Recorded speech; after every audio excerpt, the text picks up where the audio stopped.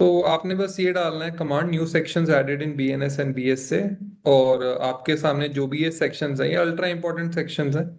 इसको बस आपने इसी से याद कराना है, क्योंकि वो ये पूछते हैं ऑर्गेनाइज क्राइम कहाँ दिया हुआ है, और पिटी ऑर्गेनाइज क्राइम दिया हुआ है कि नहीं दिया हुआ है, टेररिस्ट एक्ट दिया हुआ है कि नहीं दिया हुआ है, स्नैचिंग कहाँ पे दिया हुआ है, कहाँ दिया हुआ है, सेक्शन 2/3 कहाँ दिया हुआ है, 239 कहाँ दिया हुआ है, 106 कहाँ दिया हुआ है, 324 में क्या है, 324 341 में क्या है, 341 4 में क्या है। तो ये सब वो पूछ लेते हैं बीएनएस का। फिर new change through exactly new section. फिर बीएसए में मैंने आपसे कहा था कि कम सेक्शंस ऐड हुए हैं, तो फिर इसमें बहुत कम है। तो ज्यादातर सेक्शन जो है ना बीएनएस में ही ऐड हुए हैं। अगर आप देखेंगे टोटल 10 के आसपास ही है। तो ये इंपॉर्टेंट है, बाकी इजी है। लास्ट 2 डेज के अंदर जब आपका रिवीजन का समय आता है, तो मॉक्स वगैरह सब कुछ हो गए होते हैं, तो सबसे पहले हमें बीएनएस के सेक्शंस एक बार देखने होते हैं।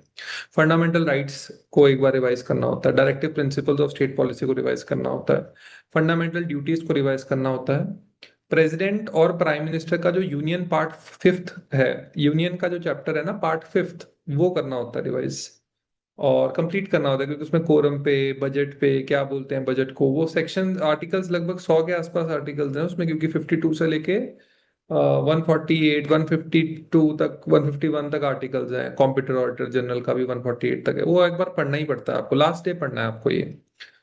इसके अलावा राबी खारिफ जायद क्रॉप्स इंपॉर्टेंट है। Important constitutional positions, vice president कहाँ है, प्रेसिडेंट कहाँ है, कौन है, कहाँ पे रहते हैं, क्या पावर्स हैं, क्या सैलरी हैं, कितने प्रेसिडेंट्स को भारत रत्न मिला है, और सुप्रीम कोर्ट जजेस कौन है आपके, चीफ जस्टिस और 5 सीनियर मोस्ट जजेस। कनाडा में पंजाब के एम्बेसडर कौन है, क्योंकि हम पंजाब यूनिवर्सिटी का टेस्ट दे रहे हैं प्राइमरीली। और राबी खारिफ जायद क्रॉप्स कौन सी है मैंने बता दिया आपको। उसके अलावा प्रमुख डांस फॉर्म्स और उसके डांसर्स कौन कौन से हैं। इसके अलावा मॉडर्न हिस्ट्री में जब हम आते हैं तो इम्पोर्टेंट मूवमेंट्स और उसके लीडर्स एंड वाइस रॉयज, आपके गवर्नर जनरल्स, ये इंपॉर्टेंट है। फिर आपकी इंपॉर्टेंट ट्रीटीज जो हुई हैं वो इंपॉर्टेंट है। उसके अलावा आप जब आते हैं तो पंजाब के महाराजा रंजीत सिंह से रिलेटेड 4-5 फैक्ट्स को आप कर लीजिएगा। गुरुज जो हैं, सिख गुरुज, उनसे रिलेटेड 4-5 फैक्ट्स कर लिए। जो पंजाब के सूफी सेंट्स वगैरह उनसे रिलेटेड फैक्ट्स कर लिए। उसके अलावा आ जाते हैं हम ऊपर, तो ज्योग्राफी के अंदर आपको रोड्स, एनएच, कौन से कितने लेंथ का रोड है वो आपको अच्छे से देखना है, कि लॉन्गेस्ट रोड कौन सा है, शॉर्टेस्ट रोड कौन सा है। कोई नया रोड बना है तो उसका नंबर याद कर लिया। इनका जैसे सबसे लॉन्गेस्ट रोड है लेट्स से श्रीनगर से कन्याकुमारी, तो उसका एनएच नंबर क्या है, ऐसे देख लिया, ठीक है।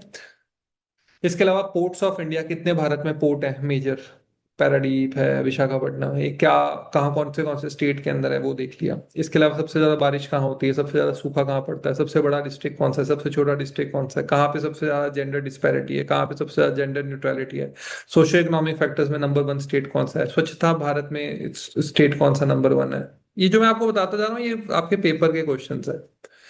इसके बाद आ जाता है हमारा कि आपका आता है मिसलेनियस फैक्ट्स में आ जाते हैं। तो यूएन के ऊपर आपको सब कुछ पता होना चाहिए, यूनाइटेड नेशंस के ऊपर आपको एक बार रिवाइज करना है कि यूनाइटेड नेशंस की ऑर्गेनाइजेशंस कौन सी हैं, उसके पार्ट्स जैसे security council, economic and trusteeship council, ठीक है, वो सब देख लिया आपने। जनरल उसका असेंबली का मेंबर देख लिया। उसकी जो ऑर्गेनाइजेशंस हैं, उसकी sister organisation, food agriculture organisation, UNESCO, इसके हेडक्वार्टर्स कहाँ पे हैं, उनके चेयरमैन वगैरह कौन है, ये देख लिया।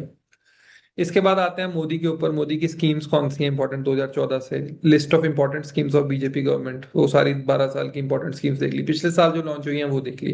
पंजाब में कोई नई स्कीम लॉन्च हुई है वो याद करके देख ली कि पंजाब में कोई नई स्कीम ऐड हुई है कि नहीं।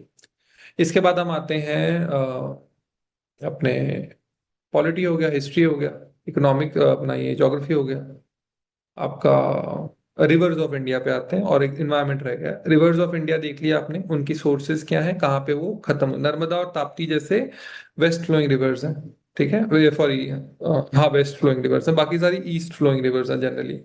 तो उनके ओरिजिन पॉइंट्स देखिए। इंपॉर्टेंट पीक्स ऑफ इंडिया देख ली, केटू पीक कहाँ पर है, नंदा पीक कहाँ पर है, ये सब देख लिया। केटू जैसे अभी पाकिस्तान में पड़ती है। इसके बाद आपने किया अपना, ये सब करने के बाद आपने ये देखा अपना बायोडाइवर्सिटी में, देखा आपने प्रोजेक्ट टाइगर कब आया, प्रोजेक्ट एलिफेंट कब आया, प्रोजेक्ट गिर लॉयन कब आया है, ठीक है। और आपका नेशनल पार्क्स, बायोडाइवर्सिटी हॉटस्पॉट्स, और आपके वर्ल्ड पार्क्स, मतलब जो आपके वर्ल्ड कह रहा हूँ, ये world UNESCO world heritage sites. तो नेशनल पार्क्स कर लिया आपने, उसके बाद हेरिटेज पार्क्स आपने देख लिए, ठीक है, नेशनल पार्क्स भी हैं। उसके ऊपर एक और होता है, डाइवर्सिटी साइट्स होती हैं, तो वो देख लिए सारे आपने। और कौन कौन से एनिमल्स एंडेंजर्ड है भारत के अंदर। तो ये आपके लास्ट के 3 दिन में आप इसको कर सकते हो बेटा, क्योंकि आप बैठे, आपने यूएन 2 घंटे में किया, फिर आपने पार्क्स वगैरह 3 घंटे में किए, फिर आपने फंडामेंटल राइट से लेके जो वाला पार्ट है उसमें पूरे 6 घंटे लगेंगे वो किया। फिर आपने छोटी छोटी इन्फॉर्मेशन को इकट्ठा किया और इसको पॉइंट्स में लिख लिया। ये वाली क्लास का मैं वीडियो डाल दूंगा, तो जो भी स्टूडेंट्स देख रहे होंगे उनके लिए बेनिफिशियल रहेगा। और बस बाकी